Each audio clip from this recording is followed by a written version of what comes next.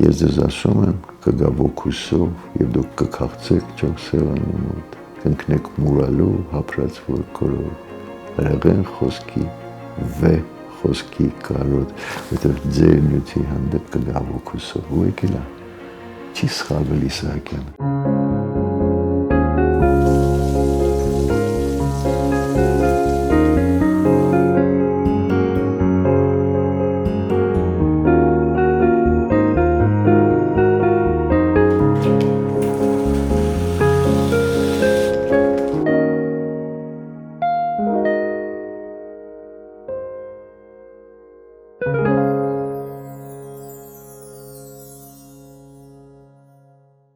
Բարև ձեզ հարգելի հետևորդներ, այսօրվա մեր զրուցակիցը Հայաստանի Հանրապետության վաստակավոր արտիստ Արթուր Կարապետյանն է։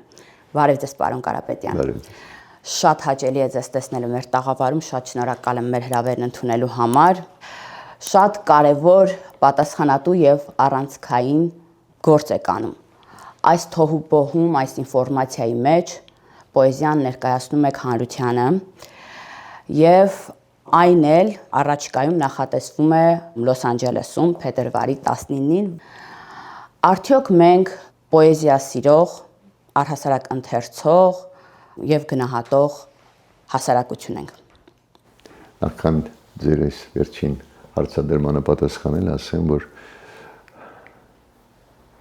մենք ունենք համաշխարհային մակարդակի պոեզիա։ Շատ բարձր մակարդակի եւ համամարտկային արժեքներ կրող պոեզիա, արժեքներ արտացոլող պոեզիա եւ ինչ որտեղ նաեւ մարգարեական, որովհետեւ մարգարեությունը մեր պոեզիայի մեջ շատ է։ Մեր պոետները շատ հեռատես են։ Եվ այդ առումով ժամանակից առաջ ընկած են։ Իսկ սիրում ենք, թե չէ, պոեզիա կարծում եմ, որ սիրում ենք։ Մարդը չի կարող չսիրել պոեզիա։ Առանց պոեզիայի չի լինում նորմալ բանական մարդու կյանքը։ Ի վերջո ինչ է իրենից ներկայացնում իմ կարծիքով պոեզիան, դա կարծես 4 տակ ծալած կամ ավելի շատ 8 տակ ծալած թուղթ ոնց որ լինի։ Պոեզիան տողը չի, պոեզիան տողատակն է։ Ինչն է ինձ հաճույք պատճառում պոեզիայի մեջ, երբ որ դու փորձում ես այդ թերթերը բացել 1 տակ, 2-րդ, 3-րդ, 4-րդը, 8-րդը ու հասնել տողատակին այն բուն իմաստին, ինչ ցանկացել է պոետը փոխանցել։ Ու տեսնես, որ այնտեղ գանձեր կան, ուղղակի գանձեր կան։ Առանց պոեզիայի մեր կյանքը շատ տխուր կլինի, իսկապես։ Առանց գեղեցիկի։ Այ հանի մարդու կյանքից պոեզիան եւ մենք մեկս մյուսից կոչնչացնենք ատոմային պատերազմում։ Հավատացնում եմ ձեզ, մարդը կդառնա գազան։ Խորագիրը ձեռքը դուր թռչենք, խոսենք։ Չեմ ուզում շատ ճակերտները բացել, թող ինչ որ բան էլ գաղտնի մնա, որպեսզի հանդիսատեսը ինքը բացի այդ շերտերը, փորձի ինքը բացել, որովհետև երբ որ բացում են մարդուն հրամցնում են, դա մի պատմություն է, բայց երբ որ մարդը ինքն է իր մտքով թերթում, բացում, այդ ցալքերը ավելի մեծ հաճույք է ստանում, բայց կասեմ, որ խոսքը վերաբերում է հոգու եւ մտքի թռիչքի մասին։ Պոեզիան հրեղեն ձիու պես է։ Մաքրում է մեր հոգին, մեր ոգին, ամրապնդում է, մեզ թևեր է տալիս թռչելու համար։ Մնացածը թող ամեն մարդ ինքն իր համար փորձի վերլուծել, թե ինչու ձեռքը դուր թռչեն։ Արդյոք պատասխանատվություն չէ Սփյուռքի հանդիսատեսի առջև ելույթ ունենալը, որոնք հաստատ կարոտել են հայրենիքը, հայրենը, հայ խոսքը։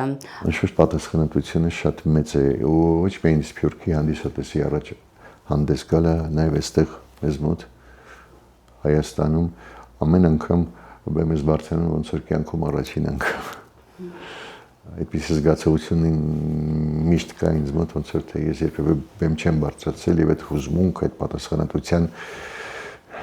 այդ վիճակը միշտ կա մոտս։ Իսկ ինչ վերաբերում է Սփյուռքի հանդիսատեսի առաջ, տեսեք, հետաքրքիր մի բան ասեմ, եթե շատ տարիներ առաջ, ասենք սրանից մի 30-40 տարի առաջ, երբ որ Հայաստանից որևէ մտավորական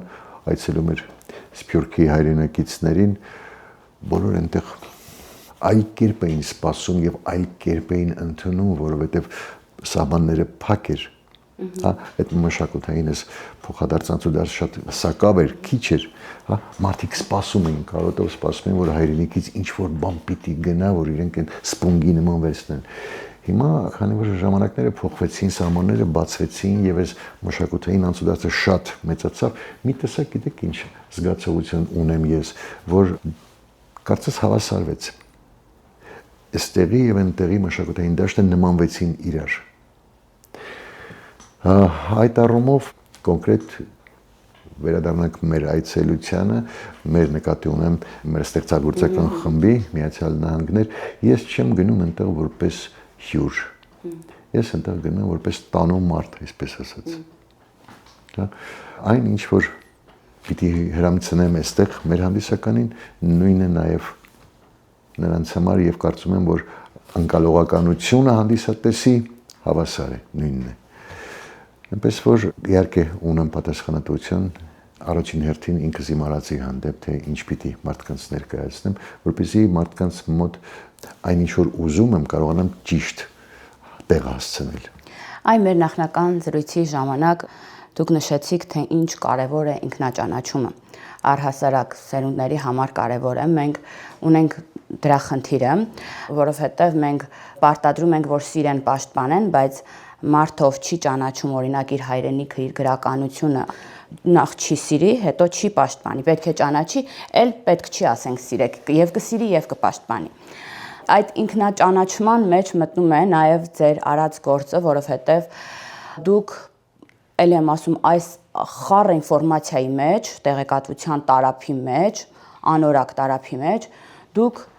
վերցրել եք պոեզիան մեր գրողներին եւ չեք վախենում, ներկայացնում եք։ Չեք վախենում, որ հնարավոր է քիչ հանդիսատես գա, չեք վախենում, ոչ մի բանից չեք խուսափում, ձեր գործն եք անում, ներկայացնում եք։ Խոսենք այս մասին, գրականության մասին, ինքնաճանաչողության մասին, որ ինքնաճանաչողությունը միայն տարածքները ճանաչելը չէ, դա էլ է կարևոր, անգամ արշավները կարևոր են, որ քո հայրենիքը ճանաչես։ Նաև գրականությունն է, մշակույթն է, արվեստն է, որի համար լինում են պատերազմները հենց։ Իր մշակույթից կտրված մարդը դա ծառից պոկված տերևի նման երևույթ է, որ վաղ-թե պիտի չորանա եւ գնա։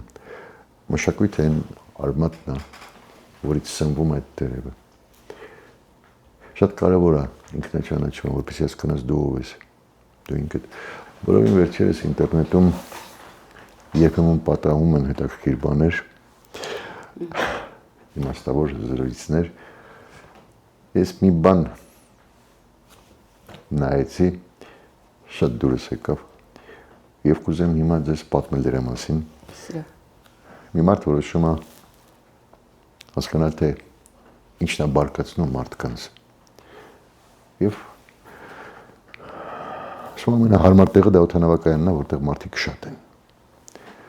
որ կարողանա հարցեր տալ, հասկանալ։ Գալիս օդանավակայան, մեկին անարդարությունը, մյուսին սուտը, մյուսին իր ղեկավարը, մյուսին կինը, մյուսին զոքանչը, մոտավորապես հասկանում է, թե ինչ բաներ կան մարդուն բարկացնող, արդեն կարծես թե պատրաստ է իր մոտ ամեն ինչ, ու տեսնում անկենում նստած մի հոգևորականի, լոռ ու մունջ, մոտենում ասում է, ձեզ ինչն է բարկացնում։ Հոգևորականը նման ասում է, դու ով ես։ Ասում է, ներողություն չներկայացրա, ես ենթադրենք New York Times-ի ժուրնալիստ Ջոն Սմիթն եմ, ենթադրենք, ասում եմ, դա ձեր անուն ազգանունն է, դու ով ես։ Ես ժուրնալիստ եմ, ասում եմ, քո մասնագիտությունն է։ Դե ասում է, ես տղամարդ եմ, ասում եմ, դա քո բիոլոգիական տեսակն է։ Ասում եմ, դե չգիտեմ։ Այ ինձ բարկացնում է, երբ մարդը չգիտի ինքը ով է։ Այնց էլ է բարկացնում երբեմն, երբ որ մենք չգիտենք մենք ով ենք։ Իսկ ինքնաճանաչման Ամենալավ աղբյուրը մեր մշակույթն է։ Իսկական մշակույթը, ոչ թե առօրյական են fast food-ային երևույթները, որ այսօր շատ մեծ տեղ են գրավում մեր կյանքում, որ մեզ փչացնում, մեզ դեգրադացնում, մեզ դարձնում են հեռացնում են բանական մարդուց։ Ես խորացավ եմ ապրում դրանից եւ ամեն դեպքում այն ինչ որ մենք փորձում ենք անել ես եւ մեր ստեղծագործական խումբը, իդեպ շատ լավ երաժիշտներ են, Արփեն Հակոբյանը, ֆանտաստիկ երգչուհի եւ հրաշալի անձնավորություն եւ Կարեն Անանյան դաշնակահար։ Մենք միասին ես էլ որպես խոսքի մասնագետ մենք հավաքում ենք մեր այն դրականը, այն մշակույթից, մեր արմատից սնված եւ փորձում ենք մատուցել հանդիսատեսին, ով կգա, ով չի գա, ինքն է կորցնելու, ով չի գա։ Ես չասեմ կորցնում է, իր խնդիրն է։ Պարոն Կարապետյան, մի ազգ, որը ունեցել է Երվանդ Օտյան, Հակոբ Պարոնյան, դարձել է մի հասարակություն, որը ծիծաղում է ցածրակարգ հումորի վրա, այսպես ասեմ։ Այն մի կողմ, որ դա նաև ներկայացվում է հանրությանը, դա մի ողբերգությունն է, բայց մյուս ողբերգությունը, որ համատարած ծիծաղում են։ Այսինքն արդեն դարձել է նույնիսկ կարելի ասել պահանջարկ, առաջարկի միջոցով արդեն վերեացվել պահանջարկի։ Գիտեք, երբ որ մարդիկ ստրեսային վիճակում են, ես հոգեբան չեմ մասնագիտությամբ, բայց սա իմ դիտարկումն է։ Երբ որ ստրեսային վիճակում են, ինչ-որ բան պետք է որ մարդիկ դուրս գան այդ վիճակից։ Մարդկանց գալիս են, ինչ-որ փորձում են շեղել, հումորներ անել, նաև որ մարդիկ այդ վիճակից դուրս գան, բայց մեզ մոտ մի քիչ շատ երկար մնաց այդ վիճակը, այդ դուրս գալու վիճակը եւ հումորը գնալով փոխեց իր որակը։ Այսօր մեր շրջապատում, մեր եթերում հնչող հումորները բավականին ցածր են թույլատրելի մակարդակից։ Երբեմն պետք է նաև մի քիչ մտածել։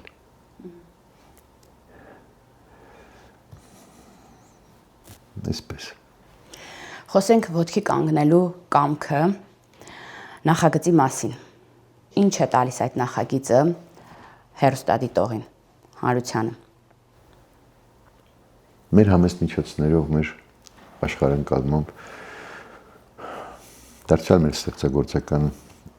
թիմը աշխատել ֆիլմի վրա, սցենարիստը, ռեժիսորը, նաև ես ունեմ իմ մասնակցությունը, ինքը եռա ֆիլմը, փորձել ենք հասկանալ առաջին ֆիլմում մեր հաղթանակների եւ պարտությունների պատճառը։ Վերցրել ենք տարբեր ժամանակաշրջաններից դեպքեր, երբ որ պարտվել ենք եւ երբ որ հաղթել ենք դարի խորքից։ Եվ բազմով բոլոր ժամանակաշրջաններում հաղթանակի եւ պարտության պատճառները նույնն են։ Պարտվել ենք, երբ որ այսպես ենք եղել, հաղթել ենք, երբ որ այսպես ենք եղել։ Մեզ հաղթելու ամենահեշտ տարբերակը մեզ իրարից բաժանելն է։ Մեր թշնամին միշտ վախեցել է մեր միասնությունից։ Միշտ։ Հաջորդ ֆիլմը, երկրորդ ֆիլմը ինքնաճանաչումն է։ Մարդը, որ չգիտի ինքն իրեն ուր կարող է գնալ 21-րդ դարում։ Այն հայը, որ չի ճանաչում ինքը ով է, իր արմատները որտեղից են։ Այ այդ պրիչան, որ պատմեցի, այ մեզ էլ էր դա բարկացնում։ Մենք փորձեցինք մեր հասարակության համար օգտակար մի բան անել ու ասել, որ մենք սա ենք։ Մենք այն փոքր ու թույլ ազգը չենք, ինչը մեզ փորձում են համոզել։ Փորձում են համոզել, որ մենք թույլ ենք, տկար ենք, մենք չենք կարող, մեր հարևանները շատ ավելի ուժեղ են, մեր հարևանները շատ ավելի զորեղ են։ Չէ, շատ մեզնից ավելի տարածքով փոքր երկրներ էլ կան, որ գերհսկաների շուրջը ոչ միայն գոյատևում են, այլ նաև կարողանում են զսպել նրանց։ Մարդը, որ չի հավատում իր ուժերին, միշտ պարտվում է։ Մենք առաջինը պարտվում ենք այստեղ։ Ու դրանից ծնվեց երրորդ ֆիլմի գաղափարը, այն հիբրիդային պատերազմի, ինչը մղվում է մեր դեմ։ Անընդհատ մեզ փորձելով համոզել, որ մենք ոչինչ չենք կարող անել, չէ, մենք կարող ենք, մենք շատ ավելի լավն ենք, քան մեր մասին մենք մտածում ենք։ Ես համոզված եմ, որ շատ մոտ ապագայում, համենայն դեպս ես գուցե հասցնեմ տեսնել դա։ Մենք փոխվել ենք ու դառնալ ենք շատ հզոր ու լավ երկիր։ Ու նաև, բայց դրա համար նախ եւ առաջ մենք պետք է կարողանանք պահպանել մեր ինքնությունը, մեր տեսակը, որի հիմքը, որի արմատները մեր մշակույթն է։ Հերիքա ծիծաղենք, հա։ Եկեք մի քիչ մտածենք, իրոք։ Ով ենք մենք։ Այն ինչ որ կա, դա ժանգի նման մի բան է, որ պիտի մաքրել ու հեռացնել մեզնից։ Պետք է հասնել իրական մշակույթի արմատներին։ Ես նաև կուզեի շնորհակալություն հայտնել այն մարդկանց, ովքեր աջակցում են այն նախագծերին, որոնք իսկապես պետք են այսօր մեր ժողովրդի համար, մեր հայրենիքի համար։ Խորին շնորհակալությունները Սարհատ բանկի ղեկավարությանը։ Երբ որ ներկայացրինք նախագիծը, շատ տարօրինակ ու հետաքրքիր բան տեղի ունեցավ ինձ համար, ես կարծում եմ, որ բանկիրներ են, ես մարդիկ գիտեն թող, հաշիվ, հա, բայց չէ, պարզվեց մեզնից լավ պատմություն գիտեն, մեզնից ավելի շատ մտահոգված են եւ քննարկումը շատ հետաքրքիր մեծ սեղանի շուրջ նստած էր ամբողջ տնօրինությունը եւ մենք մեր ստեղծագործական խումբը եւ կարծես մենք աշակերտի նման քննություն բռնեցինք լավ դասախոսների մոտ շատ քաջատեղյակ էին ամեն ինչից ու ես իսկապես անկեղծորեն շնորհակալ եմ որ մենք իրար հասկացանք եւ արեցինք մի գործ որը մեր կարծիքով այսօր շատ պետքական է մեր հասարակության համար։ Իսկ ոտքի կանգնելու կամք մենք իսկապես ունենք այս պահին, այս իրավիճակը եթե գնահատենք, պատրաստ ենք։ Դե եթե բաց աչքերով նայենք, կտեսնենք որ ունենք։ Մեր հասարակությունը բաժանված է մի քանի մասի։ Ես հարգում եմ ձեր կարծիք ունենալու ձեր իրավունքը, ունեցեք ձեր կարծիքը, բայց եկեք ընդհանուր պահելու համար իրար ձեռք բռնենք, հա, քարը փեշներից ես թափենք, հասկանանք մեզ որն է պետք, մի փոքրիկ Հայաստան ունենք ընդհանրապես, մի փոքրիկ, եթե մենք շարունակենք իրար հետ վիճել, իրար հետ կռվել, տարանջատվել իրարից, չէ՞ որ մենք թուլանում ենք, չէ՞ կա, չէ՞ Աստվածաշնչյան այդ պատմությունը, հայրը որ տալիս է իր աժդահատղաներին, խուրձ ասում է կոտրեք, բաժանում են նոր են կոտրում։ Այս առումով ես շատ մտահոգված եմ որպես հայ, որպես մտավորական, չգիտեմ, որպես Արթուր Կարապետյան, այսպես ասեմ, շատ ինձ ցավ է պատճառում, երբ որ տեսնում եմ հասարակության մեջ պառակտում։ Ինչ ուզում լինի, կան խնդիրներ նստեք միասին, հասարակությանը մի խառնեք, որտեղ դա շատ վտանգավոր է։ Հետո չենք կարողանալու սոսնձվել իրար։ Իսկ քիչ առաջ մենք ինչ էինք ասում, որ մեզ հաղթում են, երբ որ մենք այսպես ենք, մենք հաղթում ենք, երբ որ այսպես ենք, բռունցք ենք։ Պարոն Կարապետյան, օրերս մի երեխայի ծնող հետաքրքիր բան ասաց ինձ, որը մտահոգեց, ասում է, որ իր երեխան հայերեն երբ որ կարդում է գրականություն, ընդհանրապես չի հասկանում, դժվարությամբ է ընկալում, բայց շատ հեշտ հասկանում է, երբ որ կարդում է ռուսերեն կամ անգլերեն։ Եվ մեկ այլ մարդու պատմեցին, նա ասաց, որ էլի է լսել նման դեպք, նոր սերնդի հետ կապված, որ հայրենը դժվարությամբ են կարդում կամ ընկալում։ Շատ լուրջ է վտանգավոր ազդակետ։ Նման դեպքերում ինչ պետք է արվի, օրինակ որպես մտավորական, շատ կցանկանամ ձեր խոսքը ասեք, մեր լեզվի հետ կապված, լեզուն կարևորելու հետ կապված։ Մեր ինքնության ամենամեծ, այսպես ասեմ, փաստաթուղթը,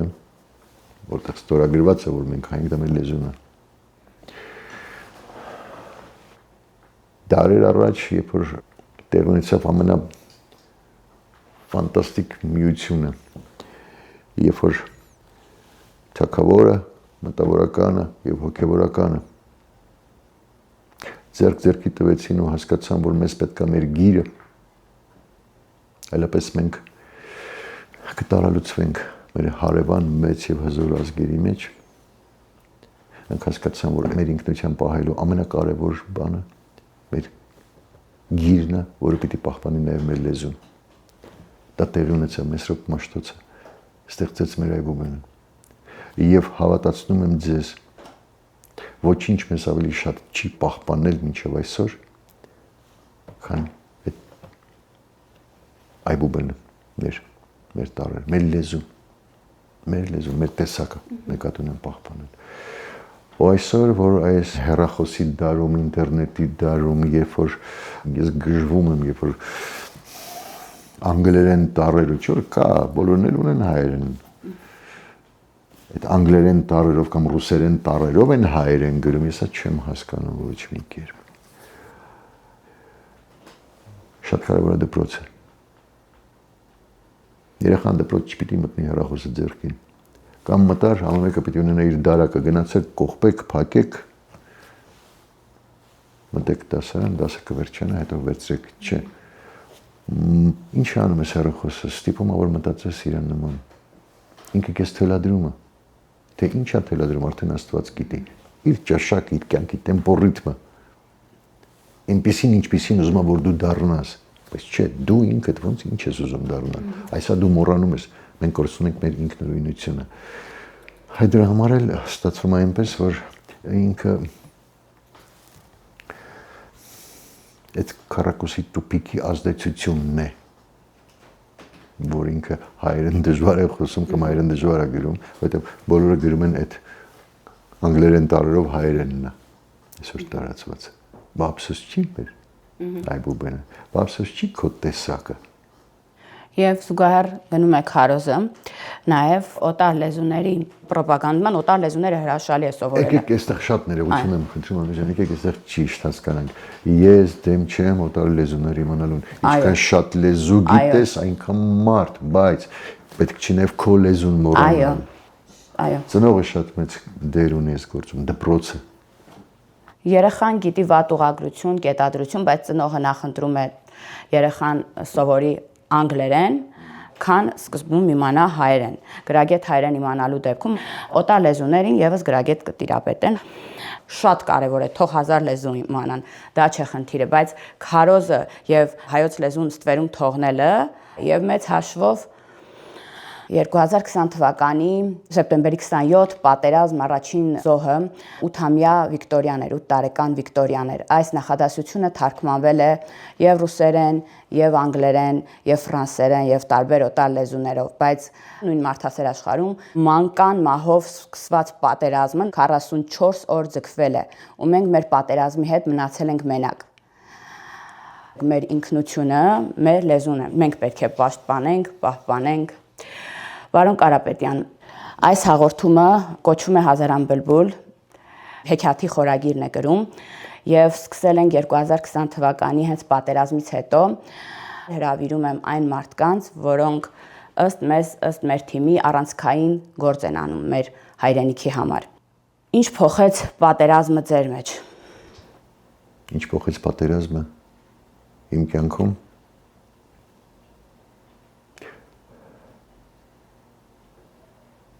Շատ դառնություն բերեց, շատ ցավ, բայց չկոտրեց ինձ, որովհետև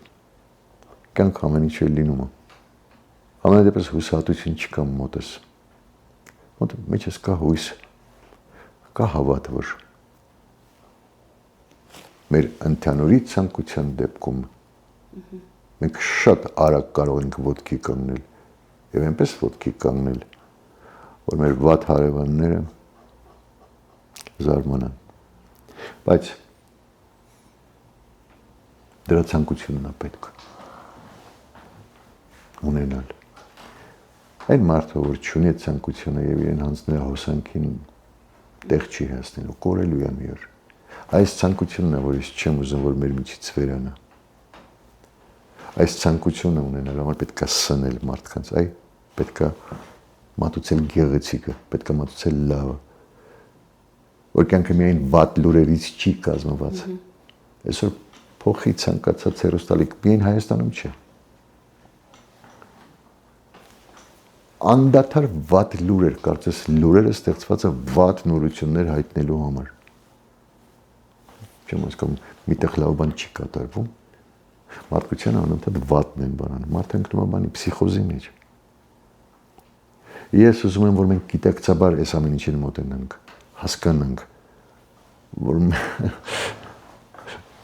աշխարհում լավն էլ կա, պետք է ուղղակի տեսնել։ Ես ուզում եմ, որ այդ պոեզիայի միջոցով, այդ թռիչքը ինչու ձեռքը դուր թռչենք, որ մաքրում է, բարձրացնում է մեզ, մաքրում է առօրյա կեղտից, մարդը մտնում է ուրիշ տարածք։ Շատ հաճախ լինում են համերգներից հետո ինչ կարճ տևեց։ Կարճ չի 1 ժամ 30 րոպե մոտավորապես, ասում են չզգացինք։ Ինչու չզգաց, որտեղ ինքը դեռ կարիք ուներ, ինքը դեռ պահանջ ուներ։ Ու փառքաստու ես շատ ուրախ եմ, որ իմ գոլեգաները նույնպես երեկոներ են ունենում, որտեղ պոեզիան պետք է մարդուն, այսօր մարդուն մաքրել է պետք, մարդուն հանգստացնել է պետք։ Շատ մարդիկ չեն գիտակցում դա, որ դա է իրենց պետք, ոչ թե այն, որ միացնում ես ու նայում ես, թե քանի ռումբ որտեղ պայթեց, ինչքան մարդ զոհվեց,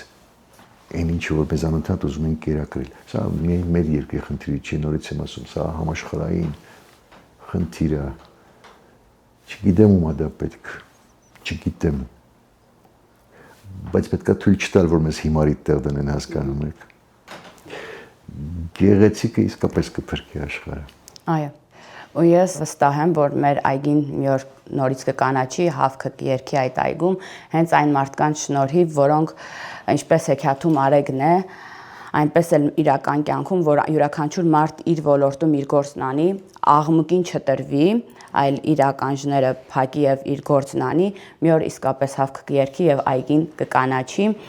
Իսկ մեր Սփյուռքում ապրող, Լոս Անջելեսում ապրող հայրենակիցներին խորհուրդ եմ տալիս անպայման փետրվարի 19-ին վայրը խնդրեմ պարոն Կարապետյան Pasadena AGBU-ի համերգասրահ անպայման ներկայանան եւ հայ բարեգործական ընդհանրության, հա։ Ահա Համերգասրահում։ Շատ շնորհակալ եմ թե մեր նախնական զրույցի համար, որից այսպես հոգեվոր մեծ բավականություն եմ ստացել, թե այս զրույցի համար, պարոն Կարապետյան։ Ես ներողություն եմ խնդրում, եթե ինչ որ միտք ավելի հստակ չարտահայտեցի, որովհետև ես էլ եմ հուզվում կամերայի առաջ։